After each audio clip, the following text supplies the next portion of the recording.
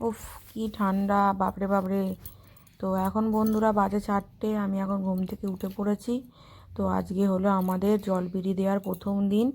তো তার জন্য মা ডাকলো, ওঠ ওঠ ওঠ, তাড়াতাড়ি ওঠ, জলপিড়ি দিতে হবে। তো যাই হোক বন্ধুরা, দেখো আমি চোখ মুখ রগড়াতে রগড়াতে যা হোক অনেক কষ্ট করে ঠান্ডায় উঠেছি।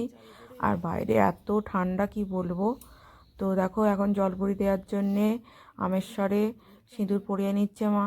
সমস্ত জায়গায় যেখানে যেখানে সিঁদুর লাগানো সেখানে সিঁদুর লাগিয়ে নিল।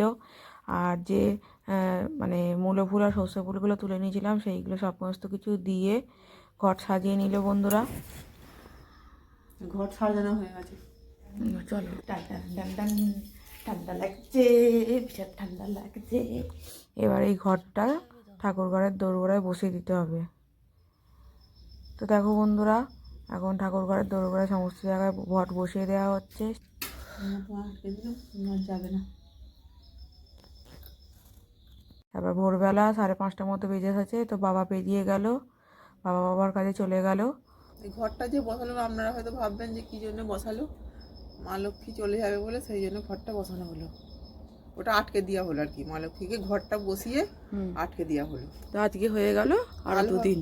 আর কাল হবে, পরশু হবে। পরশু হবে। পরশু মা লক্ষ্মী যেখানে পুজো হবে সেখানে হবে, সেইখানে দেবো। আচ্ছা ব্যাস, আর সেদিনকার কোথাও দেবো না, ওই মা লক্ষ্মীর সামনে আচ্ছা, পুজো যেটা হবে। তো বুঝতে পেরে গেছে বন্ধুরা এটা কেন করা হয়। ভোরবেলা কাঁপতে কাঁপতে উঠেছি কিন্তু তোমাদের দেখানোর জন্যে।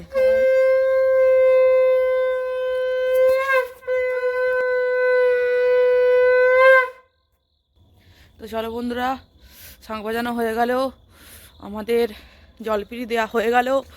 এবার গিয়ে শুয়ে পড়ি। জলপিড়ি দেয়া হয়ে গেছে, আবার ঘরে চলে এসেছি। চাপা চুপি দিয়ে আমি আবার শুয়ে পড়ি। বাইরে ঠান্ডা, পুরো বরফ পড়ছে। চলো বাবা শুয়ে পড়ি, তোমাদের সাথে কাল সকালবেলা আবার দেখা হচ্ছে।